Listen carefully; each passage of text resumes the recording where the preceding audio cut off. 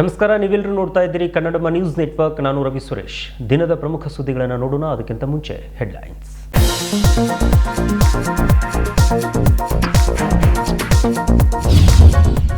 ಬೇರೆ ರಾಜ್ಯಗಳಿಂದ ಕರ್ನಾಟಕಕ್ಕೆ ಗಜ್ಜರಿ ಆಮದು, ಸ್ಥಳೀಯ ರೈತರ ಮೇಲೆ ಭಾರೀ ಪ್ರಹಾರ.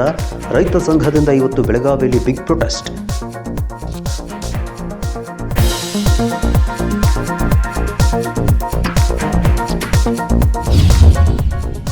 ಲಕ್ಷ್ಮಣ ಸವದಿಯವರು ಬಿಜೆಪಿಗೆ ಬರಬಹುದು. ರಾಜ್ಯ ರಾಷ್ಟ್ರ ನಾಯಕರ ಮಟ್ಟದಲ್ಲಿ ತುಂಬಾ ಚರ್ಚೆ. ಮಾಜಿ ಸಂಸದ ರಮೇಶ್ ಕತ್ತಿ ಬಾಂಬ್.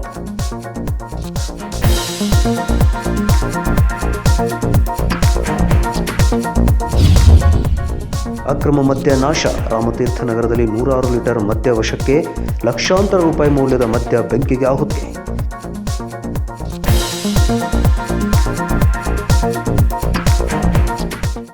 ಲಕ್ಷ್ಮಣ ಸವದಿಯವರನ್ನು ಬಿಜೆಪಿಯವರಿಗೆ ಕರೆತರುವುದಕ್ಕಾಗಿ ಈಗಾಗಲೇ ಚರ್ಚೆ ಶುರುವಾಗಿದೆ. ರಾಜ್ಯ ಮಟ್ಟದಲ್ಲಿ, ರಾಷ್ಟ್ರ ಮಟ್ಟದಲ್ಲಿ ಎಲ್ಲ ನಾಯಕರು ಕೂಡ ಈ ನಿಟ್ಟಿನಲ್ಲಿ ಚಿಂತನೆಯನ್ನು ಶುರು ಮಾಡಿಕೊಂಡಿದ್ದಾರೆ ಅಂತ ಮಾಜಿ ಸಂಸದ ರಮೇಶ್ ಕತ್ತಿ ಹೇಳಿದ್ದಾರೆ.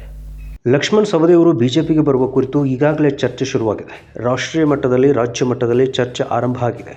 ನಮ್ಮನ್ನು ಕೂಡ ವರಿಷ್ಠರು ಕರೆದು ಮಾತನಾಡಿಸಿ ಅಭಿಪ್ರಾಯ ಕೇಳಿದ್ದಾರೆ ಅಂತ ಮಾಜಿ ಸಂಸದ BDCC ಬ್ಯಾಂಕ್ ಅಧ್ಯಕ್ಷ ರಮೇಶ್ ಕತ್ತಿ ಹೇಳಿದರು. ಬೆಳಗಾವಿಯಲ್ಲಿ ಸುದ್ದಿಗಾರರೊಂದಿಗೆ ಅವರು ಮಾತನಾಡ್ತಾ, ಪಕ್ಷಕ್ಕೆ ಬಂದರೆ ಪಕ್ಷಕ್ಕೆ ಹೆಚ್ಚಿನ ಶಕ್ತಿ ಬರುತ್ತೆ. ಸವದಿಯವರನ್ನು ಕರೆತರುವ ಚರ್ಚೆಯಲ್ಲಿ ನಾನು ಕೂಡ ಒಬ್ಬ. ಸವದಿಯವರಿಗೆ ಸ್ಥಾನಮಾನ ಕೊಡುವ ವಿಚಾರ, ಸ್ಥಾನಮಾನಕ್ಕಾಗಿ ಯಾರೂ ಬರುವುದಿಲ್ಲ. ಕಾಂಗ್ರೆಸ್ಗೆ ಹೋದಾಗ ಏನೂ ಸ್ಥಾನಮಾನ ಕೇಳಿ ಹೋಗಿದ್ರು, ಅವರು ಏನು ಕೊಟ್ಟರು ಎಂದು ಪ್ರಶ್ನಿಸಿದ ಅವರು, ನಮ್ಮ ಪಕ್ಷಕ್ಕೆ ಬಂದರೆ ಏನು ಕೊಡಬೇಕು, ನಮ್ಮನ್ನು ಕರೆದು ನಿರ್ಣಯ ಮಾಡುತ್ತಾರೆ ಅಂತ ಹೇಳಿದರು. ರಮೇಶ್ ಕತ್ತಿ ಅವರನ್ನ ಬೆಳಗಾವಿ ಜಿಲ್ಲಾ ಮಧ್ಯವರ್ತಿ ಬ್ಯಾಂಕಿನ ಅಧ್ಯಕ್ಷರ ಸ್ಥಾನದಿಂದ ಕೆಳಗಿಳಿಸುವಂತ ಒಂದು ವಿಚಾರ ಬಹುಶಃ ನಮ್ಮ ಬ್ಯಾಂಕಿನಲ್ಲಿ ಎಲ್ಲಿಯೂ ಚರ್ಚೆಗೆ ಬಂದಿಲ್ಲ, ಅಥವಾ ನನ್ನ ಗಮನಕ್ಕೂ ಬಂದಿಲ್ಲ. ಅಥವಾ ಹಿರಿಯ ಸದಸ್ಯರಾಗಿರ್ತಕ್ಕಂಥ ಲಕ್ಷ್ಮಣ ಸವದಿಯವರಾಗಲಿ, ನಮ್ಮ ಅಣ್ಣಾಸಾಬಣ್ಣ ಜೊಲ್ಲೆ ಅವರಾಗಲಿ, ಅಥವಾ ಈರಣ್ಣ ಕದಾಡಿ ಅವರಾಗಲಿ, ಯಾರ ಗಮನಕ್ಕೂ ಬಂದಿಲ್ಲ. ಅದು ಎಲ್ಲೋ ಏನೋ ಒಂದು ಚರ್ಚೆ ಆಗ್ಲಿಕ್ಕೆ ಹೋಗಿ ಅದು ಜಿಲ್ಲೆಯಲ್ಲಿ ಬಹುಶಃ ಮಾಧ್ಯಮಗಳ ಮುಖಾಂತರ, ಅದು ಈ ವಾಟ್ಸಪ್, ಟಿವಿ ಮಾಧ್ಯಮಗಳ ಮುಖಾಂತರ ನಾನು ಕೇಳ್ಕೊಂಡಿದ್ದೀನಿ. ಅಂತದ್ದೇನೋ ಇವತ್ತು ತಮ್ಮ ಹೊಸರನ್ನ ಇವತ್ತು ಬಹುಶಃ 3 ತಾಸು ನೀವು ಇಲ್ಲಿದ್ದೀರಿ. ನಮ್ಮ ಎಲ್ಲರೂ ಕೂಡಿ ಒಳಗೆ ಹೋಗಿದ್ದೀವಿ, ಸಭೆಯನ್ನು ಮುಗಿಸ್ಕೊಂಡಿದ್ದೀವಿ. ಮತ್ತೆಲ್ಲ ಬಹುಶಃ ಲಕ್ಷ್ಮಣ ಸವದಿಯವರು ಹೊರತುಪಡಿಸಿದ್ರೆ ಎಲ್ಲಾ ನಿರ್ದೇಶಕರು ಇವತ್ತು ನನ್ನ ಜೊತೆಗೆ ತಮ್ಮ ಮುಂದೆ ಇದ್ದಾರೆ. ಬ್ಯಾಂಕಿನ ಹಿತದೃಷ್ಟಿಯಿಂದ ಬಹುಶಃ ಅದು ಎಲ್ಲೋ ಒಂದು ಊಹಾಲೋಪ ಆಗಿ ಅದು ಆಗಿರ್ತಕ್ಕಂಥ ಒಂದು ವಿಷಯ ಅನ್ನೋ ಮಾತ್ರ ಈ ಸಂದರ್ಭದಲ್ಲಿ ಹೇಳಲಿಕ್ಕೆ ಇಚ್ಛೆ. ಲೋಕಸಭಾ ಚುನಾವಣೆಗೆ ರಮೇಶ್ ಕತ್ತಿ ಅವರು ಸ್ಪರ್ಧೆ ಮಾಡ್ತಾರೆ. ಅವಶ್ಯವಾಗಿ ನಾನು ಸ್ಪರ್ಧೆಗೆ ನಾನು ಒಬ್ಬ ಆಕಾಂಕ್ಷಿ. ಪಕ್ಷದ ವರಿಷ್ಠರಲ್ಲಿ ವಿನಂತಿಯನ್ನು ಮಾಡಿದ್ದೀನಿ. ಹಿಂದಿನ ಸಲ ಯಾವುದೋ ಒಂದು ಹಂತದಲ್ಲಿ ತಪ್ಪಿ ಹೋಗದ, ಈ ಸಂದರ್ಭದಲ್ಲಿ ಅದನ್ನ ನನಗೆ ಕೊಡುವ ಮುಖಾಂತರ ದೇಶದ ಮತ್ತು ರಾಜ್ಯದ ಮತ್ತು ನನ್ನ ಭಾಗದ ಜನರ ಸೇವೆಯನ್ನು ಮಾಡ್ಲಿಕ್ಕೆ ಅವಕಾಶ ಮಾಡಿಕೊಡುವಂತ ಮನವಿಯನ್ನು ಸಹಿತ ನಮ್ಮ ಪಕ್ಷದ ವರಿಷ್ಠರಲ್ಲಿ ಮಾಡಿ. ನಮ್ಮ ಪಕ್ಷ ಭಾರತೀಯ ಜನತಾ ಪಕ್ಷ, ನಮ್ಮ ಅಣ್ಣ ಇದ್ದದ್ದು ಭಾರತೀಯ ಜನತಾ ಪಕ್ಷ. ಆ ನಿಟ್ಟಿನಲ್ಲಿ ಭಾರತೀಯ ಜನತಾ ಪಕ್ಷದ ಅಭ್ಯರ್ಥಿಯಾಗಿ ನನ್ನನ್ನ ಅಕೊಮಡೇಟ್ ಮಾಡ್ರಿ, ಎಲ್ಲಾದ್ರೂ ಒಂದ್ ಕಡೆ ಅವಕಾಶ ಕೊಡ್ರಿ. ಚರ್ಚೆ ನಿಮ್ಮ ಎಲಿ, ನಿಮ್ಮ ಅಡಿಕೆ, ನಿಮ್ಮ ಕಾಸ, ನಿಮ್ಮ ತಂಬಾಕ ನೀವು ಮಾತಾಡೋರು. ನಾ ಎಲ್ಲರೂ ಮಾತಾಡಿದ್ರೆ ಒಂದ್ ಸ್ವಲ್ಪ ದಯಮಾಡಿ ನನ್ನ ಗಮನಕ್ಕೆ ನೀವು ತಗೊಂಬರ್ರಿ. ನಿಮ್ಮ ಕಾಗದ, ನಿಮ್ಮ ಪೆನ್ ನೀವು ಬರೆಯವರು, ನಿಮ್ಮ ಟಿವಿ, ನಿಮ್ಮ ಮಾಧ್ಯಮ, ಬ್ರೇಕಿಂಗ್ ನ್ಯೂಸ್ ಅನ್ನೋರು ನೀವು, ಕೇಳೋರು ನೀವು. ಅಡಿಕೆ ನಿಮ್ಮದ, ಸಿಗರೇಟ್ ನಿಮ್ಮದ, ಬಿಡಿ ನಿಮ್ಮದ, ಚಿಲಿಮ್ ನಿಮ್ಮದ, ನಿಮ್ಮ ತಂಬಾಕ, ನಿಮ್ಮ ಕೈಡ್ಡಿ ನೀವು 10,000 ನೀವು ಸೇದಾವು. ನಾ ಎಲ್ಲರ ಹೇಳಿದಿರ್ಬೇಕಾದ್ರೆ ಹೇಳಿದ್ರಿ. ನಾನು ಭಾರತೀಯ ಜನತಾ ಪಕ್ಷದ ಒಬ್ಬ ಕಟ್ಟ ಕಾರ್ಯಕರ್ತನಾಗಿ ಭಾರತೀಯ ಜನತಾ ಪಕ್ಷ ನಮ್ಮ ಅಣ್ಣನಿಗಾಗಲಿ ನನಗಾಗಲಿ ಸಾಕಷ್ಟು ಒಳ್ಳೆಯ ಕೆಲಸ ಸ್ಥಾನಮಾನಗಳನ್ನು ಕೊಟ್ಟದ. ಈ ಭಾಗದ ವಿಕಾಸ ಮಾಡೋ ಸಲುವಾಗಿ ಸಹಿತ ಅವಕಾಶವನ್ನು ಮಾಡಿಕೊಟ್ಟದ. ಆ ನಿಟ್ಟಿನಲ್ಲಿ ರಾಷ್ಟ್ರೀಯ ವರಿಷ್ಠರು, ರಾಜ್ಯದ ವರಿಷ್ಠರಲ್ಲಿ ನಾ ಮನವಿ ಮಾಡಿದ್ದೇನೆ. ಹೋದ ಸಲ ಯಾವುದೋ ಒಂದು ಹಂತದಲ್ಲಿ ತಪ್ಪಿ ಹೋಗದ, ಈ ಸಲ ಸರಿ ಮಾಡ್ರಿ ಅನ್ನೋಂಥ ಮಾತನ್ನ ಅವ್ರನ್ನ ವಿನಯಪೂರ್ವಕವಾಗಿ ಕೇಳ್ಕೊಂಡಿದ್ದೀನಿ. ನಾನು ಎಂದೂ ಯಾವ ಪಕ್ಷದಿಂದ ಆ ಪಕ್ಷದಿಂದ ಅನ್ನೋ ಮಾತನ್ನಂದಿಲ್ಲ. ಬಟ್ ನೀವು ಮಾತ್ರ ಹೇಳ್ಕೊತ ಹೊಂಟಿದ್ದೀರಿ, ನನ್ನ ಗಮನಕ್ಕೂ ಐತಿ. ಬಟ್ ನಾ ಅದಕ್ಕೇನು ಬೇಡ, ಯಾಕಂದ್ರೆ ಚಲಾವಣೆ ಆಗಿರ್ತೀವಲ್ಲ, ಹೆಸರು ಚಲಾವಣೆ ಆಗಿರ್ತೈತಿ. ಅಲ್ಲಿ ಮಗ ಹೋದ, ಇಲ್ಲಿ ಮಗ ಹೋದ ಇರ್ತೈತಿ ಚಲಾವಣೆಗೆ. ಒಂದ್ ವೇಳೆ ಅವಕಾಶ ಸಿಗೈತಿ, ಕಳೆದ ಬಾರಿ ಆದಂದ್ರೆ ಈ ಬಾರಿ ತಪ್ಪಿದ್ರೆ ಹಿಂದಿನ ನಡೆ ಬಹುಶಃ ಅವಕಾಶ ತಪ್ಪೋದಿಲ್ಲ ಅಂತ ವಿಶ್ವಾಸ ನನಗೆ. ಸರ್, ಈಗ ಸೌದಿ ಅವರನ್ನ ಬಿಜೆಪಿಗೆ ಕರೆತರುವಂತ ಪ್ರಯತ್ನ ನಡೀತಾ ಇದೆ ಅಂತ ಮಾತು ಕೇಳಿ ಬರ್ತಾ ಇದೆ. ಅದ್ರಲ್ಲಿ ತಾವು ಏನಾದ್ರು ಪ್ರಯತ್ನಿಸ್ತಾ ಇದ್ದೀರಾ? ಸೌದಿ ಅವರನ್ನ ಮೊದಲಿಗಾಗಿ ನಾನು ಜಗದೀಶ್ ಶೆಟ್ಟರ್ ಮುಖಾಂತರ ಬರ್ತೀನಿ. ಇದು DNA. ಈ DNA ಅನ್ನೋದು ವಿಶೇಷವಾಗಿರ್ತಕ್ಕಂಥ ಒಂದು ವ್ಯಕ್ತಿತ್ವದಲ್ಲಿ ನಮ್ಮನ್ನು ನಾವು ಗುರುತಿಸಿಕೊಂಡಂತ ಒಂದು ಸಾಧನ. ಆ ನಿಟ್ಟಿನಲ್ಲಿ ಜಗದೀಶ್ ಶೆಟ್ಟರ್ ಅವರು 8 ತಿಂಗಳ ಇದ್ರೂ ಸಹಿತ, ಅವ್ರ ಮನಸ್ಸೆಲ್ಲ ಭಾರತೀಯ ಜನತಾ ಪಕ್ಷದಲ್ಲಿ ಇದ್ರು ಸಹಿತ ದೈಹಿಕವಾಗಿ ಅಲ್ಲಿದ್ರು. ಆದ್ರೆ ಇವತ್ತು ಅವ್ರು ಬಂದ್ರು, ಒಳ್ಳೇದಾಯ್ತು. ಹಿರಿಯರು, ಶಕ್ತಿ ತುಂಬಿದ ಅವ್ರನ್ನ ನಾವೆಲ್ಲರೂ ಸ್ವಾಗತವನ್ನು ಮಾಡ್ತಾ ಇದ್ವಿ. ಉತ್ತರ ಕರ್ನಾಟಕ ಸಮಸ್ತ ಜನತೆ ಅವ್ರನ್ನ ಸ್ವಾಗತವನ್ನು ಮಾಡ್ತಾ ಇದೆ.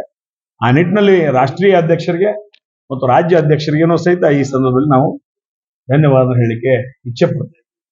ಅದ್ರ ಜೊತೆಗೆ ಇವತ್ತು ನಮ್ಮ ಲಕ್ಷ್ಮಣ್ ಸವದಿಯವರು ಬರ್ತಾರೆ ಅನ್ನುವಂತ ಮಾಹಿತಿ ಐತಿ ಅನ್ನೋದ್ರ ಬಗ್ಗೆ ನೀವು ಚರ್ಚೆ ಮಾಡ್ತಾರೆ. ಆ ನಿಟ್ಟಿನಲ್ಲಿ ಈಗಾಗಲೇ ಚರ್ಚೆಗಳು ಪ್ರಾರಂಭವಾಗಿದ್ದಾವೆ.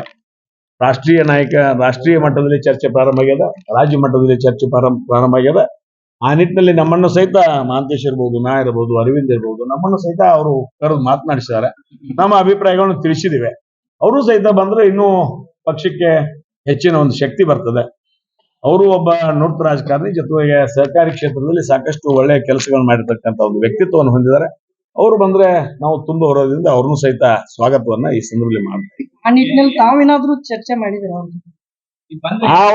ಆ ಒಂದು ಚರ್ಚೆ ಭಾಗದ ವ್ಯಕ್ತಿಯಲ್ಲಿ ನಾನು ಒಬ್ಬನು ಅನ್ನೋ ಮಾತನ್ನು ಈ ಸಂದರ್ಭ ಹೇಳಲಿಕ್ಕೆ ಇಚ್ಛೆ. ಸ್ಥಾನಮಾನಕ್ಕಾಗಿ ಯಾರೂ ಬರೋದಿಲ್ಲ. ಇದು ರಾಜಕೀಯವಾಗಿರ್ತಕ್ಕಂಥ ಭಾರತೀಯ ಜನತಾ ಪಕ್ಷ ಒಂದು ದೊಡ್ಡ ಪಕ್ಷ. ಇವತ್ತು ಕಾಂಗ್ರೆಸ್ಗೆ ಹೋದಂತ ಸಂದರ್ಭದಲ್ಲಿ ಏನು ಸ್ಥಾನಮಾನ ಅಂತ ಕೇಳಿ ಹೋಗಿದ್ರು, ಅವ್ರೇನು ಸ್ಥಾನಮಾನ ಕೊಟ್ಟರು ಅಂತ. ಹೌದು, ಈಗ ಅವ್ರಿಗೆ ಏನು ನಮ್ಮ ಪಕ್ಷಕ್ಕೆ ಅವ್ರು ಬಂದ್ರೆ ಏನು ಕೊಡಬೇಕು, ಅವರನ್ನ ಯಾವ ಸ್ಥಾನಮಾನಗಳನ್ನ ಅವ್ರನ್ನ ಯಾವ ರೀತಿಯ ಗೌರವಯುತವಾಗಿ ನಡೆಸ್ಕೊಳ್ಬೇಕು ಅನ್ನೋದ ರಾಷ್ಟ್ರೀಯ ಅಧ್ಯಕ್ಷರು, ರಾಜ್ಯ ಅಧ್ಯಕ್ಷರು ನಮ್ಮನ್ನು ಸಹಿತ ಕರೆದು ಚರ್ಚೆ ಮಾಡಿ ಅದ್ರ ಬಗ್ಗೆ ನಿರ್ಣಯ ಮಾಡ್ತಾರೆ. ಆ ನಿಟ್ಟಿನಲ್ಲಿ ರಾಷ್ಟ್ರೀಯ ಅಧ್ಯಕ್ಷರು ಮತ್ತು ರಾಜ್ಯದ ವರಿಷ್ಠರು, ರಾಷ್ಟ್ರದ ವರಿಷ್ಠರು ಕೂಡಿ ಏನ್ ಹೇಳ್ತಾರೋ ಆ ನಿಟ್ಟಿನಲ್ಲಿ ಅವ್ರಿಗೆ ಗೌರವವನ್ನು ಕೊಡೋ ಮುಖಾಂತರ ಗೌರವಿತವಾಗಿ ಅವ್ರು ಬರಮಾಡ್ಕೊಳ್ತೀವಿ ಅನ್ನೋ ಆತ್ಮವಿಶ್ವಾಸದಿಂದ ಹೇಳ್ತಾರೆ. ಚುನಾವಣೆ ಈಗಾಗಲೇ ಬಂದಿದೆ. ಈಗ ಸಣ್ಣಂಗಿ ಮಗಕ್ಕೆ ಬಣ್ಣ ಹಚ್ಕೊಳ್ಳೋ ಕೆಲಸ ಪ್ರಾರಂಭ ಆಗ್ಯದ. ಇನ್ನು ಹೊರಗೆ ಬರ್ಬೇಕಾದ್ರೆ ಪೂರ್ಣ ಪರದೆ ಜಗ್ಬೇಕು.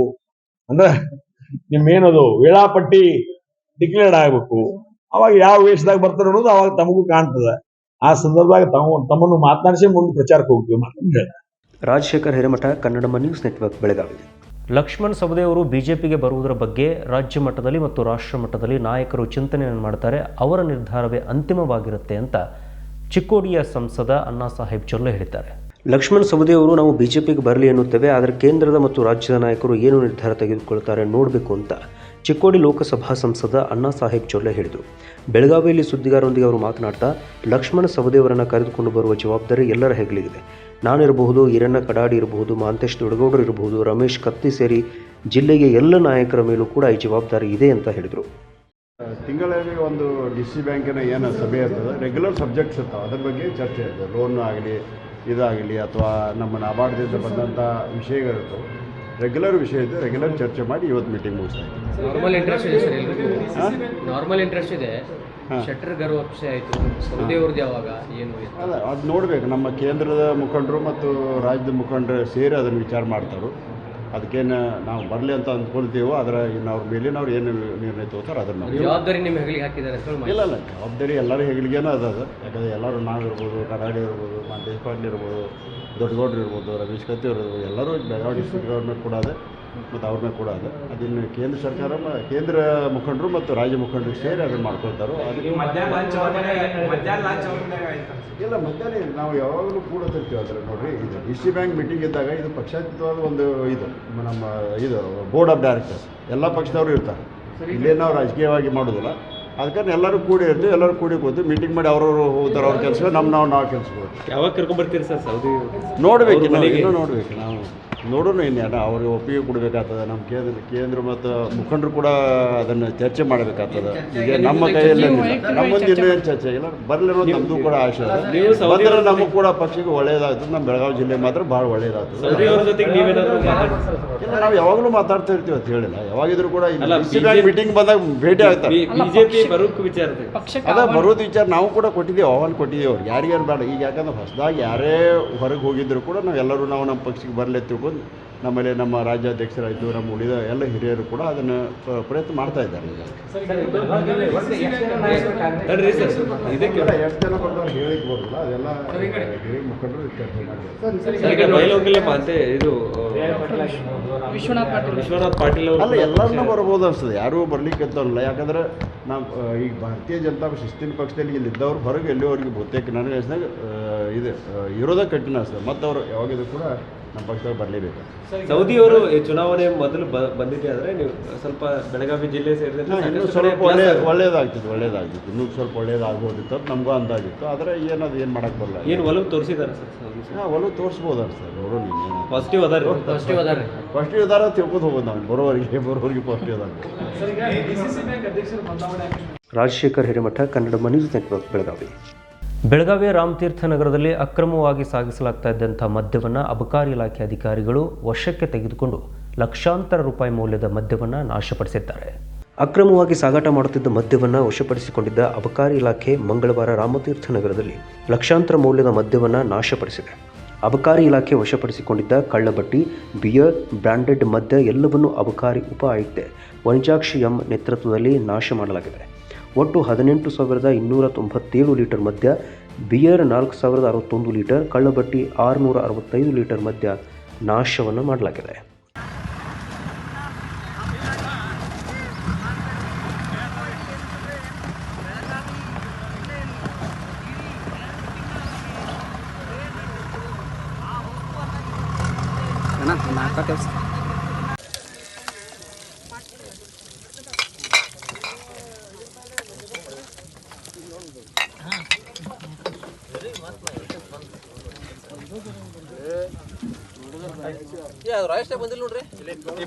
Rajashekhar Hiremath, Kannada news network, Belagavi. Kannada news ನೆಟ್ವರ್ಕ್ನಲ್ಲಿ ಇದೀಗ ಪುಟ್ಟದೊಂದು ಬ್ರೇಕ್.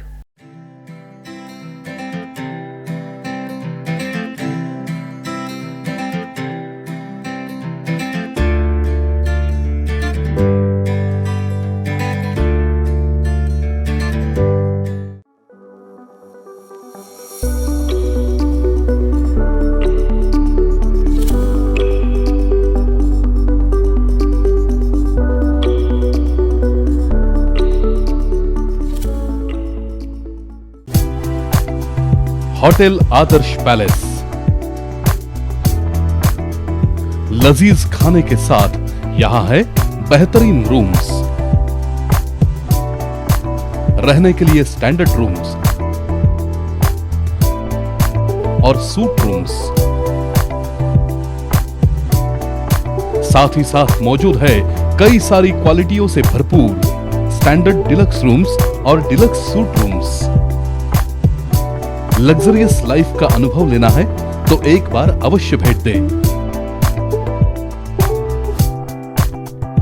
शादी और इतर प्रोग्राम्स के लिए प्लैटिनम हॉल और millennium hall. Hotel Adarsh palace, Lingaraj college के पास, कॉलेज रोड, बेलगाव।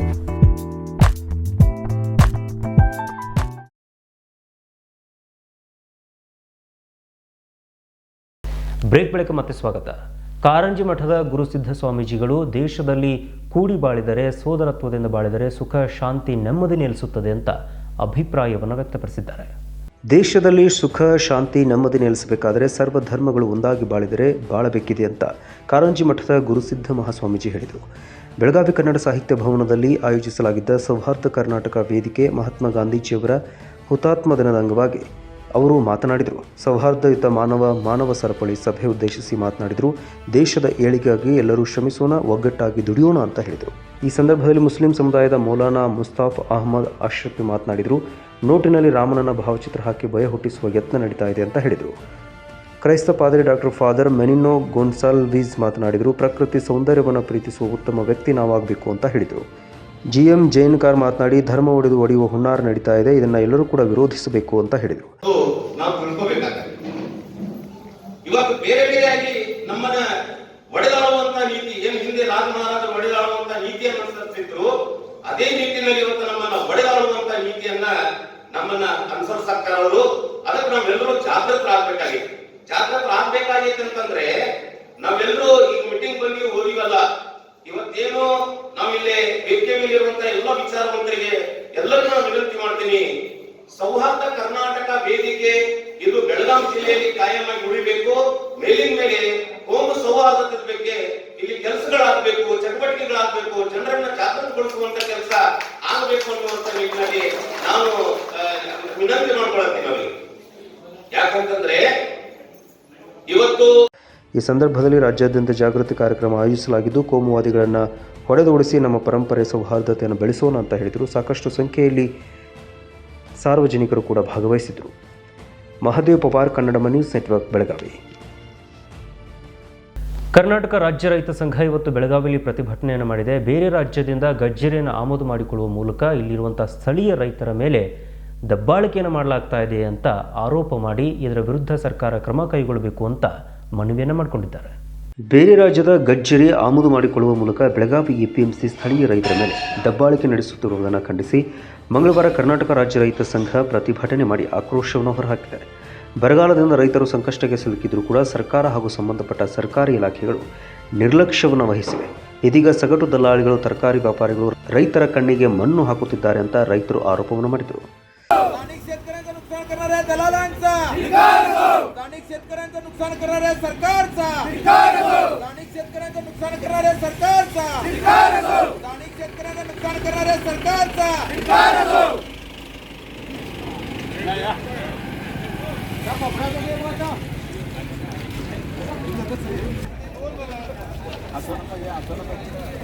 स्थानिक शेतकऱ्यावर अन्याय करणाऱ्या दलालांचा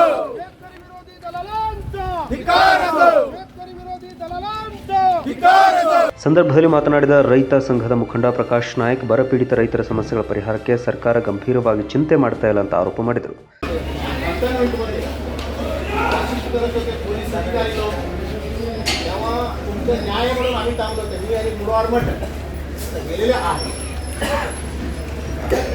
कृषी उत्पन्नच्या APMC कायदा तुम्हाला माहिती आहे का? माहीत असलं तर तुम्ही हे आमच्या रैतांच्या पोटात भात मारायची काम करत होतो. आता पीक आले जळगाव तालुक्यामध्ये सगळे ठिकाणी गजरी आले, बाकी सगळे आले. ते असताना तुम्ही व्यापारी बुद्धी घडून बाहेरच्या मागून घेऊन कुठले असेल ते तुम्ही पाठवतात, तुम्ही घेतात, त्यांनी पाठवतात, तुम्ही घेतात, आमच्या रैतांच्या पोटात भात मारतात. हे सगळं बरोबर आहे. ಸರ್ಕಾರ ಮಧ್ಯಪ್ರವೇಶ ಮಾಡಿ ಇದನ್ನು ತಡೆದು ರೈತರಿಗೆ ಆಗುತ್ತಿರುವಂಥ ನಷ್ಟ ತಪ್ಪಿಸಬೇಕು, ಇಲ್ಲವಾದರೆ ಉಗ್ರ ಹೋರಾಟ ಕೈಗೊಳ್ಳಲಾಗುತ್ತೆ ಅಂತ ಎಚ್ಚರಿಕೆಯನ್ನು ಕೊಟ್ಟರು. Rajashekhar Hiremath, Kannadama news network, Belagavi. ಉತ್ತರ ಕ್ಷೇತ್ರದ ಶಾಸಕ ಆಸಿಫ್ ಸೇಠ್ ಇವತ್ತು ಕುಡ್ಚಿಯ ಮನೆ ಮನೆಗೂ ಕೂಡ ಭೇಟಿ ಕೊಟ್ಟಿದ್ದರು. ಅಲ್ಲಿ ಜನತಾ ದರ್ಬಾರ್ ಮಾಡುವ ಮೂಲಕ ಜನರ ಸಮಸ್ಯೆಗಳನ್ನು ಆಲಿಸಿದರು. ಜನರ ಸಮಸ್ಯೆಗಳಿಗೆ ಶೀಘ್ರವೇ ಪರಿಹಾರವನ್ನು ನೀಡುವುದಾಗಿ ಭರವಸೆಯನ್ನು ಕೊಟ್ಟರು. ಬೆಳಗಾವಿ ಉತ್ತರ ಕ್ಷೇತ್ರದ ಶಾಸಕ ಆಸಿಫ್ ಸೇಠ್ ಬಸವನಕುರ್ಚಿಗೆ ಭೇಟಿ ನೀಡಿ ಸಮೀಕ್ಷೆ ನಡೆಸಿ ಪರಿಶೀಲನೆಯನ್ನು ಮಾಡಿದರು. ಜನತಾ ದರ್ಬಾರನ್ನು ನಡೆಸಿದರು. ತಮ್ಮ ಭೇಟಿಯ ವೇಳೆ ನಿವಾಸಿಗಳೊಂದಿಗೆ ಮಾತನಾಡಿದರು. ದಿನನಿತ್ಯ ಜನರು ಎದುರಿಸ್ತಾ ಇರುವಂಥ ಸಮಸ್ಯೆಗಳನ್ನು ತಿಳಿದು ಆದ್ಯತೆ ಮೇರೆಗೆ ಸಮಸ್ಯೆಗಳನ್ನು ಪರಿಹರಿಸುವ ಬಗ್ಗೆ ನಿವಾಸಿಗಳಿಗೆ ಭರವಸೆಯನ್ನು ಕೊಟ್ಟರು. ಸ್ಥಳೀಯ ಕಾರ್ಪೊರೇಟರ್ಗಳು ಮತ್ತು ಇತರ ಅಧಿಕಾರಿಗಳು ಸ್ಥಳದಲ್ಲಿ ಉಪಸ್ಥಿತರಿದ್ದರು. ಶಾಸಕರು ಖುದ್ದಾಗಿ ಸಮಸ್ಯೆಯನ್ನು ಪರಿಹರಿಸುವುದಕ್ಕೆ ಸಂಬಂಧವಾಗಿ ನಿವಾಸಿಗಳು ಸಂತೋಷವನ್ನು ಪಟ್ಟರು. Mahadev Pawar, Kannadama news network, Belagavi. Kannadama news ನೆಟ್ವರ್ಕ್ನಲ್ಲಿ ಇದೀಗ ಮತ್ತೊಂದು ಪುಟ್ಟ ಬ್ರೇಕ್.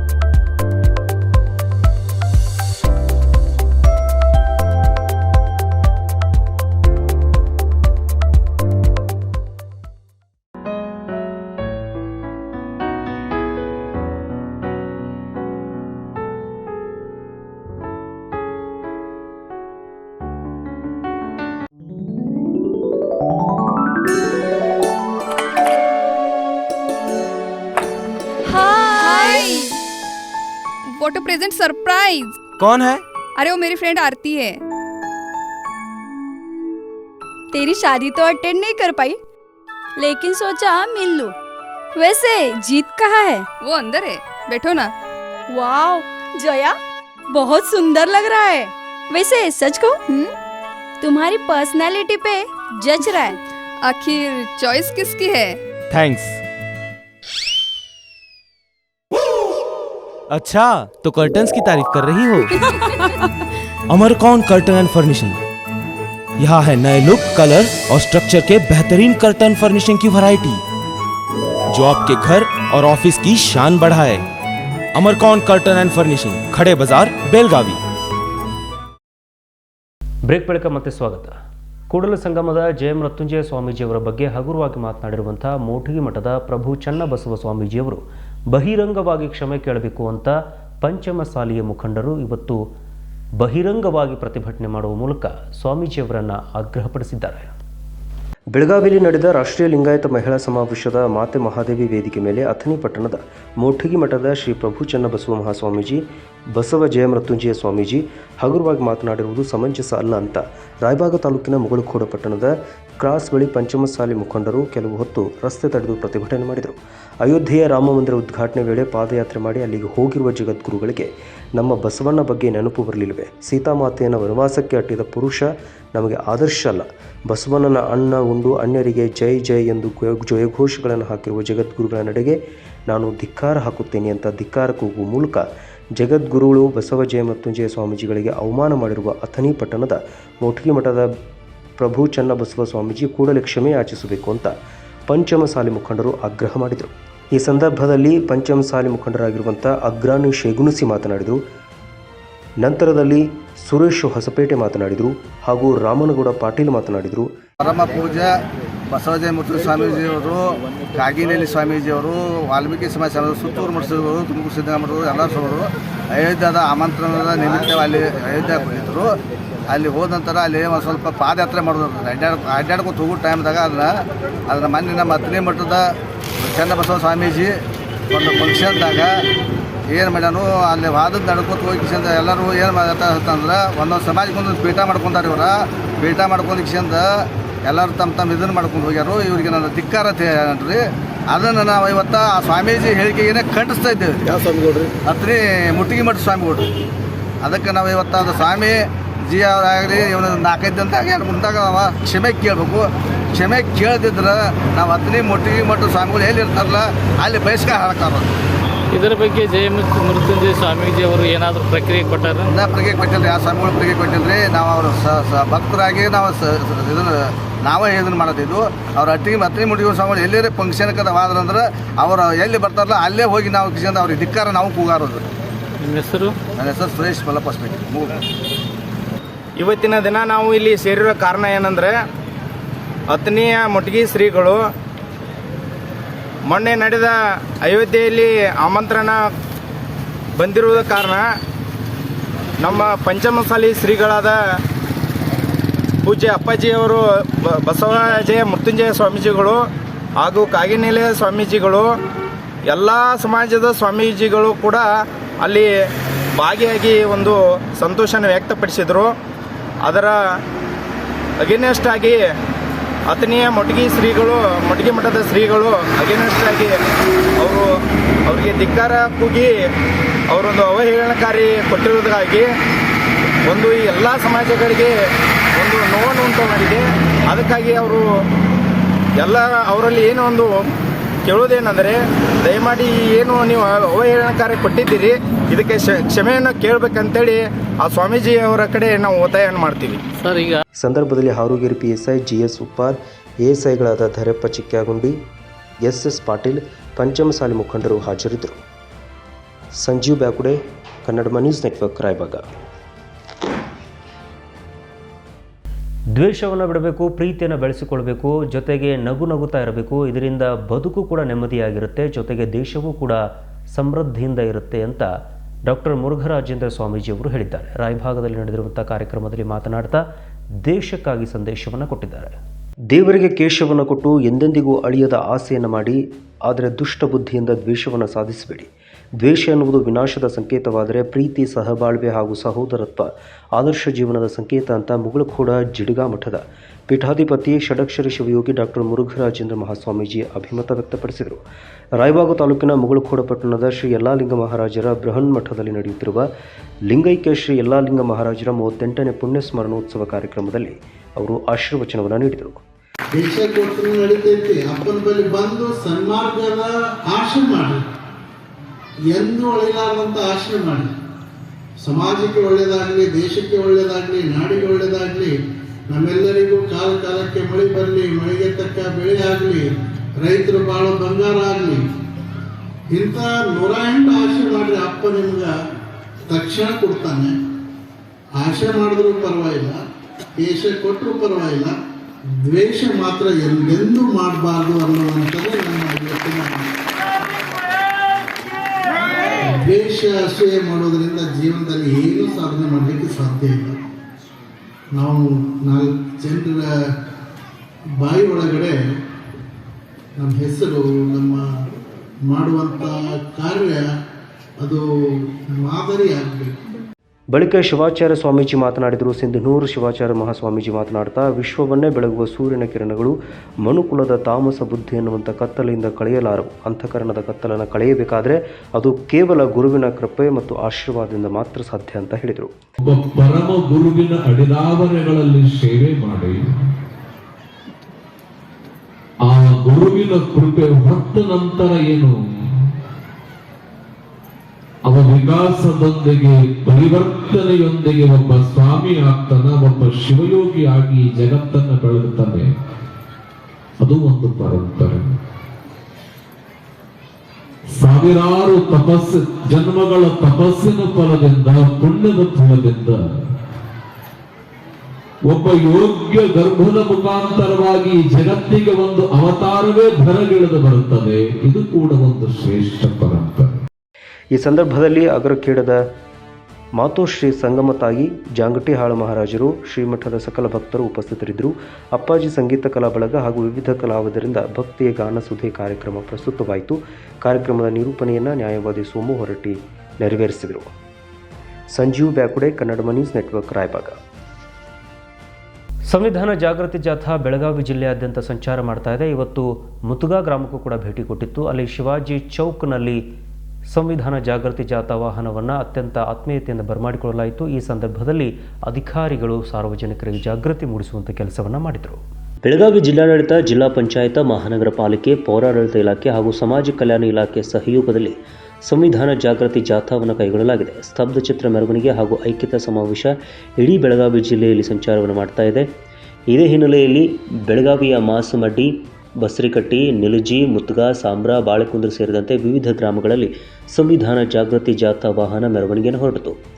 ಈ ಸಂದರ್ಭದಲ್ಲಿ ಮುತ್ಗಾದಲ್ಲಿ ಗ್ರಾಮ ಪಂಚಾಯಿತಿ ವತಿಯಿಂದ ಸಂವಿಧಾನ ಜಾಗೃತಿ ಜಾಥಾ ವಾಹನವನ್ನು ಪ್ರೀತಿಯಿಂದ ಬರಮಾಡಿಕೊಳ್ಳಲಾಯಿತು. ಈ ಸಂದರ್ಭದಲ್ಲಿ ಗ್ರಾಮ ಪಂಚಾಯಿತಿ ಆಡಳಿತ ಮಂಡಳಿ ಮತ್ತು ಇತರ ಅಧಿಕಾರಿಗಳು ಹಾಗೂ ಗ್ರಾಮಸ್ಥರು ಉಪಸ್ಥಿತರಿದ್ದರು.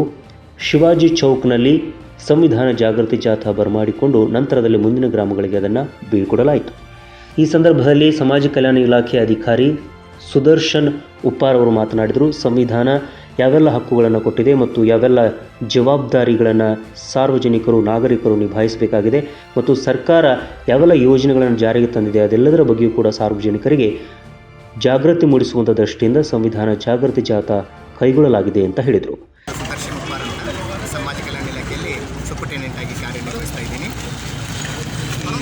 ಮಾನ್ಯ ಕರ್ನಾಟಕ ಸರ್ಕಾರ ಈ ಸಂವಿಧಾನ ಜಾರಿಗೆ ಬಂದು 75 ವರ್ಷಗಳ ಈ ಸುಸಂದರ್ಭದಲ್ಲಿ ಸಮಾನತೆಯನ್ನು ಸಾರುವ ನಿಟ್ಟಿನಲ್ಲಿ ಡಾಕ್ಟರ್ ಬಾಬಾ ಸಾಹೇಬ್ ಅಂಬೇಡ್ಕರ್ ಅವರು ಬರೆದಿರ್ತಕ್ಕಂಥ ಸಂವಿಧಾನವನ್ನು ಪ್ರತಿ ಹಳ್ಳಿಗೂ ಪ್ರತಿ ಗ್ರಾಮಕ್ಕೂ ಎಲ್ಲ ಜನರಿಗೆ ಈ ಸಂವಿಧಾನದ ಬಗ್ಗೆ ಅರಿವು ಮೂಡಿಸುವುದಕ್ಕೋಸ್ಕರ ಈ ಒಂದು ಸಂವಿಧಾನ ಜಾಗೃತಿ ಜಾಥಾ ಎಂಬ ಒಂದು ಅತ್ಯಂತ ಅದ್ಭುತವಾದ ಕಾರ್ಯಕ್ರಮವನ್ನು ಹಮ್ಮಿಕೊಂಡಿದ್ದಾರೆ. ಆ ಕಾರ್ಯಕ್ರಮವನ್ನು ಯಶಸ್ವಿಗೊಳಿಸಲು ಬೆಳಗಾವಿ ಜಿಲ್ಲೆಯ ಜಿಲ್ಲಾಡಳಿತ, ಜಿಲ್ಲಾ ಪಂಚಾಯತ್, ಮಹಾನಗರ ಪಾಲಿಕೆ, ಜಿಲ್ಲಾ ಪೌರಾಡಳಿತ ಇಲಾಖೆ ಹಾಗೂ ಸಮಾಜ ಕಲ್ಯಾಣ ಇಲಾಖೆ ವತಿಯಿಂದ ಈ ಒಂದು ಜಾಥಾವನ್ನು ನಾವು ಪ್ರತಿ ಗ್ರಾಮ ಪಂಚಾಯತಿಗೂ ತೆಗೆದುಕೊಂಡು ಹೋಗ್ತಾ ಇದ್ದೀವಿ. ಇದಕ್ಕೆ ಪ್ರತಿಯೊಂದು ಗ್ರಾಮದಲ್ಲೂ ಒಂದು ಅಭೂತಪೂರ್ವವಾದಂಥ ಒಂದು ಸ್ಪಂದನೆ ಸಿಗ್ತಾ ಇದೆ. ಹೀಗಾಗಿ ಪ್ರತಿ ಹಳ್ಳಿಯ ಪ್ರತಿ ಗ್ರಾಮದ ಪ್ರತಿಯೊಬ್ಬರೂ ಕೂಡ ಅವರಿಗೆ ಇರ್ತಕ್ಕಂತಹ ಹಕ್ಕುಗಳನ್ನು, ಮೂಲಭೂತ ಸೌಕರ್ಯಗಳನ್ನು ಹಾಗೂ ಸಂವಿಧಾನ ಮತ್ತು ಸಂವಿಧಾನದ ಬಗ್ಗೆ ಇರತಕ್ಕಂಥ ಕಲ್ಪನೆಯನ್ನು ಮನದಟ್ಟು ಮಾಡಿಕೊಳ್ಳೋಗೋಸ್ಕರ ಈ ಕಾರ್ಯಕ್ರಮ ನಡೀತಾ ಇದೆ. ಇದನ್ನು ದಯಮಾಡಿ ಎಲ್ಲರೂ ಯಶಸ್ವಿಗೊಳಿಸಬೇಕಂತ ಎಲ್ಲ ಮಹನೀಯರಲ್ಲಿ ವಿನಂತಿಪೂರ್ವಕವಾಗಿ ಪ್ರಾರ್ಥಿಸಿಕೊಳ್ತಾ ಇದ್ದೀನಿ. ಧನ್ಯವಾದ. Krishna Patil, Kannada news network, Belagavi.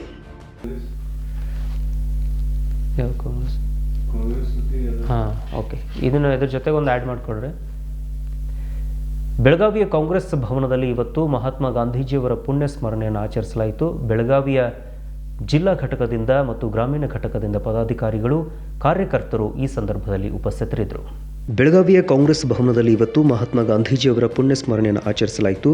ಬೆಳಗಾವಿ ನಗರ ಘಟಕ ಮತ್ತು ಗ್ರಾಮೀಣ ಘಟಕದಿಂದ ಪದಾಧಿಕಾರಿಗಳು ಮತ್ತು ಸಾಕಷ್ಟು ಸಂಖ್ಯೆಯಲ್ಲಿ ಕಾರ್ಯಕರ್ತರು ಕೂಡ ಭಾಗವಹಿಸಿದ್ದರು. ಬೆಳಗಾವಿ ಗ್ರಾಮೀಣ ಘಟಕದ ಅಧ್ಯಕ್ಷ ವಿನಯ್ ನಾವಲಗಟ್ಟಿ ಉಪಸ್ಥಿತರಿದ್ದರು ಮತ್ತು PR ಪಾಟೀಲ್, ಬಾಳೇಶ ದಾಶನಹಳ್ಳಿ, ಶೇಖರ್ ರೆಡ್ಡಿ, ಕೆಪಿಸಿಸಿ ಸದಸ್ಯೆ ಆಯಿಷಾ ಸನದಿ, ಅನ್ನಪೂರ್ಣ ಅಸುರ್ಕರ್ ಸೇರಿದ ಹಾಗೆ ಸಾಕಷ್ಟು ಸಂಖ್ಯೆಯಲ್ಲಿ ಮುಖಂಡರು ಭಾಗವಹಿಸಿದ್ರು, ಕಾರ್ಯಕರ್ತರು ಕೂಡ ಭಾಗವಹಿಸಿದ್ರು. Mahadev Pawar, Kannada news network, Belagavi.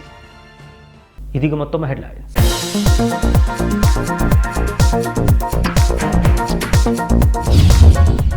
ಬೇರೆ ರಾಜ್ಯಗಳಿಂದ ಕರ್ನಾಟಕಕ್ಕೆ ಗಜ್ಜರಿ ಆಮದು, ಸ್ಥಳೀಯ ರೈತರ ಮೇಲೆ ಭಾರೀ ಪ್ರಹಾರ. ರೈತ ಸಂಘದಿಂದ ಇವತ್ತು ಬೆಳಗಾವಿಯಲ್ಲಿ ಬಿಗ್ ಪ್ರೊಟೆಸ್ಟ್.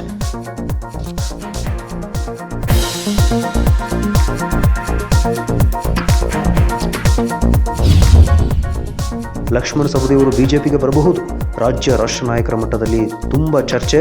ಮಾಜಿ ಸಂಸದ ರಮೇಶ್ ಕತ್ತಿ ಬಾಂಬ್.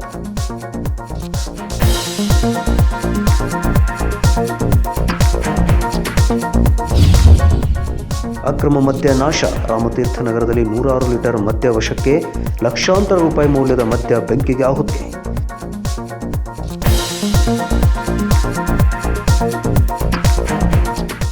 ಇವಿಷ್ಟು ಈ ದಿನದ ಪ್ರಮುಖ ಸುದ್ದಿಗಳು. ಮತ್ತೊಂದಿಷ್ಟು ಸುದ್ದಿಗಳಿಗಾಗಿ ನೋಡ್ತಾ ಇರಿ ಕನ್ನಡ ನ್ಯೂಸ್ ನೆಟ್ವರ್ಕ್.